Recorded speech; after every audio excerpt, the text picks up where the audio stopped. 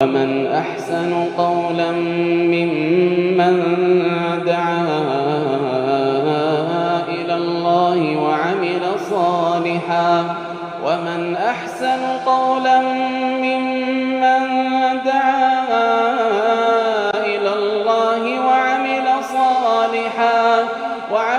صالحا وقال إنني من المسلمين.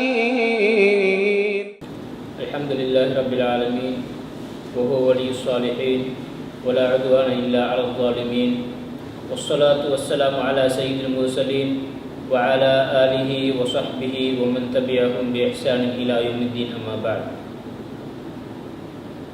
அன்புக்குரிய சகோதரர்களே, அல்லாஹ் தஆலா தனது திருமறையிலே ஒரு வசனத்திலே கூறுகின்றான், ஒமா ஹலகுத்துல் ஜின்ன வல் இன்ஸ இல்லா லியஅ்புதூன். நான் ஜின்னினத்தையும் மனித இனத்தையும் என்னை வணங்குவதற்காகவே அன்றி படைக்கவில்லை என்பதாக அல்லாஹ் தஆலா கூறுகின்றான். எனவே மனிதர்களையும் ஜின்களையும் அல்லாஹ் தஆலா படைத்த நோக்கம் என்னன்னு சொன்னால் அவனை வணங்குவதற்காகத்தான்.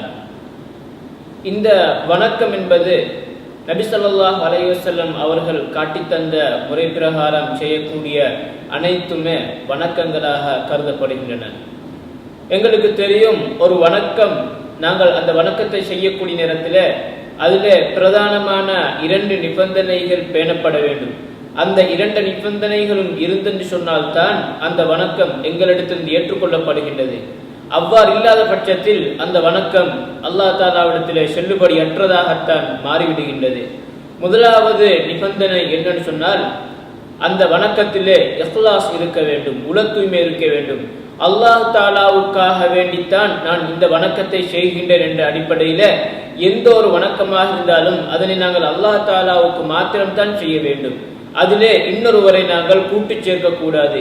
அது சிலைகளாக இருக்கலாம், அல்லது உலமாக்களாக இருக்கலாம், நபிமார்களாக இருக்கலாம், மலக்குமார்களாக இருக்கலாம், ஔலியாக்களாக இருக்கலாம். யாரையுமே அல்லாஹ் தஆலாவுடைய இடத்திலே சமமாக வைத்து அவர்களை கூட்டு சேர்க்கக்கூடாது.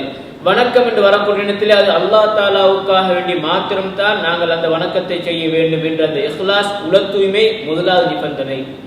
இரண்டாவது நிபந்தனை, அந்த வணக்கத்தை நபி ஸல்லல்லாஹு அலைஹி வஸல்லம் அவர்கள் எவ்வாறு எங்களுக்கு காட்டி தந்தார்களோ அந்த முறை பிரகாரம் அதனை நாங்கள் செய்ய வேண்டும். நபி அவர்களை பின்பற்ற வேண்டும். அந்த வணக்கத்திலே நபி அவர்களை பின்பற்ற வேண்டும். இதற்குத்தான் முத்தாபா என்று கூறுவார்கள். இந்த 2 நிபந்தனைகளிலே முதலாவது நிபந்தனை, அங்கே அது விடுபடக்கூடிய நேரத்திலே ஒரு பெரிய பாவம் அங்கே உருவாகின்றது. அதுதான் இணை வைப்பு, ஷிர்காக இருக்கின்றது. எங்கே உள தூய்மை இல்லாமல் போகின்றதோ அந்த இடத்திலே அல்லாஹ் தஆலாவுக்கு பதிலாக இன்னொருவரை நாங்கள் அந்த இடத்துல கொண்டு வந்து வைக்கின்றோம். அது அந்த வைக்கக்கூடிய நபரை பொறுத்து, அந்த நேரத்தில் அந்த வணக்கத்தை செய்யக்கூடியவனுடைய அந்த எண்ணத்தை பொறுத்து சில சந்தர்ப்பங்களில் அது பெரிய இணை வைப்பாக, பெரிய ஷிர்காக மாறிவிடுகின்றது. இன்னும் சில சந்தர்ப்பங்களில் முகஸ்துதி போன்றதாக இருந்தால், அல்லது இன்னொருவருக்கு மீது சத்தியம் செய்வதாக இருந்தால் அது சிறிய ஷிர்காக மாறிவிடுகின்றது. எவ்வாறோ அல்லாஹ் தஆலாவுக்கு செய்ய வேண்டிய ஒரு வணக்கத்தில் நாங்கள் அந்த இஹ்லாஸ், உள தூய்மை அங்கே விடுபடக்கூடிய நேரத்தில், அல்லது அந்த இஹ்லாஸிலே ஒரு குறை ஏற்படக்கூடிய நேரத்தில் அங்கே அது இணை வைப்புக்கு இட்டுச் செல்கின்றது. இரண்டாவது நிபந்தனை முத்தாபா என்று சொல்லக்கூடிய நபி ஸல்லல்லாஹு அலைஹி வஸல்லம் அவர்களை பின்பற்ற வேண்டும் என்ற அந்த நிபந்தனை. அந்த நிபந்தனையிலே அங்கே நாங்கள் ஏதாவது விடுபடக்கூடிய நேரத்திலே, அந்த நிபந்தனையிலே நாங்கள் பொடுபோக்காக இருக்கக்கூடிய நேரத்தில், அதிலே குறை ஏற்படக்கூடிய நேரத்திலே அங்கே இன்னொரு பெரிய ஒரு விபரீதம் உருவாகின்றது. அதுதான் மார்க்கத்திலே புதிதாக உருவாக்கப்படக்கூடிய பித்அத்துக்கள். எனவே முதலாவது நிபந்தனை விடுபடக்கூடிய நேரத்தில் அங்கே ஷிர்க் உருவாகின்றது, இணை வைப்பு உருவாகின்றது. இரண்டாவது நிபந்தனை விடுபடக்கூடிய நேரத்திலே அங்கே பித்அத் உருவாகின்றது.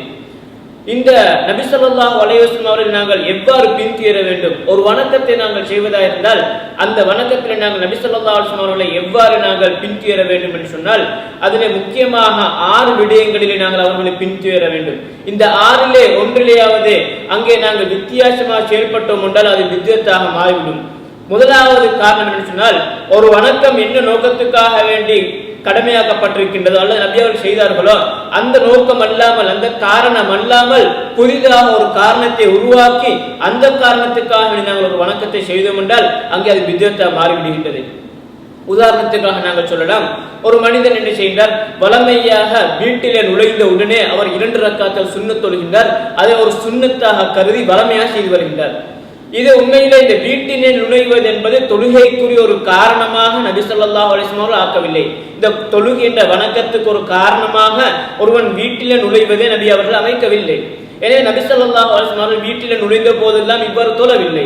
எனவே ஒரு மனிதர் என்ன செய்தார், வீட்டிலே நுழைந்த உடனே பரக்கத்துக்காக வேண்டி 2 ரக்காத்தில் தொழுவோம் என்பதாக ஒவ்வொரு நாளும் அதனை ஒரு வளமையாக வழக்கமாக மாற்றிக் கொண்டு விட்டார் சொன்னால், அங்கே அவர் அந்த தொழுகின்ற வணக்கம் அடிப்படையில் ஒரு வணக்கமாக இருந்தாலும் அந்த வணக்கத்தை அங்கே அவர் அதிலே மாறு செய்து விடுகின்றார். இரண்டாவது வகை என்னன்னு சொன்னால், இரண்டாவது வழிமுறை, ஒரு வணக்கம் அது எந்த இனத்திலே எந்த அடிப்படையிலே செய்ய வேண்டுமோ அந்த இனத்திலே மாத்திரம்தான் அதனை செய்ய வேண்டும். உதாரணத்துக்காக சொல்வதாக இருந்தால், ஒரு மனிதர் என்ன செய்கின்றார், ஒரு கோழியை அறுத்து அதன் மூலமாக அவர் உதுஹியா நிறைவேற்றுகின்றார். பொதுவாக கோழியை அறுத்து சதகா கொடுப்பது என்று அதுக்கு நன்மை இருக்கின்றது. சதகான்ற அடிப்படையிலே உதுஹியான்ற ஒரு வணக்கம் என்று நினைத்துக் கொண்டு அல்லது அகீகான்ற ஒரு வணக்கத்துக்காக வேண்டி என்ன செய்கின்றார், ஒருவர் அங்கே கோழியை அறுக்கின்றார். இது நபி ஸல்லல்லாஹு அலைஹி வஸல்லம் உதுஹியாவுக்கு காட்டி தந்த அந்த மிருக இனங்களிலே கோழி உள்ளடங்கவில்லை.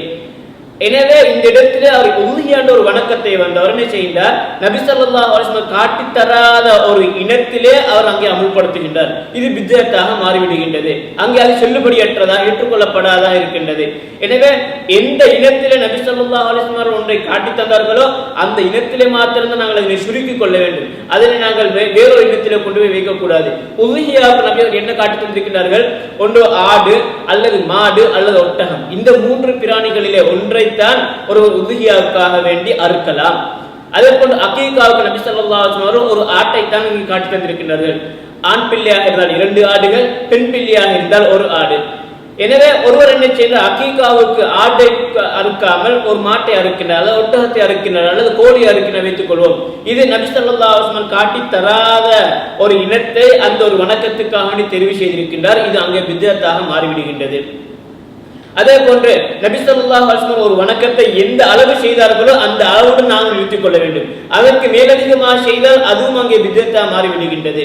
உதாரணத்துக்காக நாங்கள் சொல்வதாக இருந்தால், அதாவது வுது செய்யக்கூடிய நேரத்தில் நபி ஸல்லல்லாஹு அலைஹி வஸல்லம் முக்கியமாக முகம், 2 கைகள், 2 கால்கள், இந்த 3 உறுப்புகளை நபி ஸல்லல்லாஹு அலைஹி வஸல்லம் அவர்கள் 3 தடவைகள் கழுவக்கூடியவர் அணிந்திருக்கிறார். அதே போன்று வாய் கொப்பளித்தல், நாசிக்கு நீர் செலுத்தி, இது போன்றவைகளை எல்லாம் நபி அவர்கள் 3 தடவை செய்வார்கள்.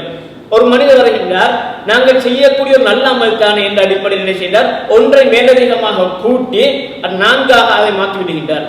இப்பொழுது இவர் என்ன செய்கின்றார், நபி ஸல்லல்லாஹு அலைஹி வஸல்லம் அவர்கள் செய்யக்கூடிய அந்த வணக்கம் நபி அவர்கள் காட்டிய முறை பிரகாரம் 3ஐ செய்யாமல் 1ஐ அதிகரித்து விட்டார், அளவிலே அதிகரித்து விட்டார்.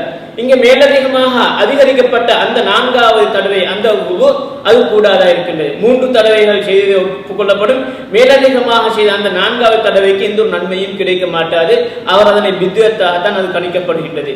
அதே போல் நபி ஸல்லல்லாஹு அலைஹி வஸல்லம் அவர்கள் ஒரு செயலை ஒரு அமலை எவ்வாறு செய்தார்களோ அந்த விதத்தில் அந்த மெத்தட்ல நாங்கள் அவர்களை ஃபாலோ பண்ண வேண்டும். நபி அவர்கள் எந்த முறையிலே செய்தார்கள், உதாரணத்துக்காக அவர் தொழுகின்றார். தொழுகையில அவர் கியாம் முடிந்ததுக்கு பின்னால் சூரத்துல் ஃபாத்திஹா இன்னொரு சூரா ஓதியதற்கு பின்னால் அவர் அங்கே ருக்கு செய்வதற்கு முன்னால் சுஜூது செய்கின்றார். ருக்கு செய்வதற்கு முன்னால் அவர் சுஜூது செய்கின்றார். இவ்வாறு சுஜூது செய்து சொன்னால் அந்த இடத்திலே அவர் அங்கே ஒன்றை விடுபட்டு விட்டுகின்றார். என்ன, நபி ஸல்லல்லாஹு அலைஹி வஸல்லம் காட்டி தந்த பிரகாரம் செய்யாமல் அந்த மெதட்டிலே அவர்களுக்கு மாறு செய்கின்றார்கள். இவ்வாறு மாறு செய்து சொன்னால் அதுவும் பித்அத்தாக மாறிவிடுகின்றது. எனவே அன்புக்குரிய சகோதரர்களே, இந்த பித்அத்திலே நாங்கள் ஒன்று மார்க்கத்திலே நபி அவர்கள் காட்டி தந்த ஒரு வணக்கம் எப்பொழுது பித்அத்தாகின்றது, இந்த 6 விடயங்களிலே நாங்கள் 4 விடயங்களை பார்த்திருக்கின்றோம். இந்த 4 விடயங்களிலே ஒன்று அங்கே மாறு செய்யக்கூடிய இடத்திலே, ஒன்றிலே மாறு செய்யக்கூடிய இடத்திலே அது அங்கே பித்அத்தாக மாறிவிடுகின்றது. நாங்கள் மீதி 2ஐ நாங்கள் அடுத்த பாடத்திலே பார்ப்போம். வஆகிரு தஅவானா அல்ஹம்துலில்லாஹி ரப்பில் ஆலமீன்.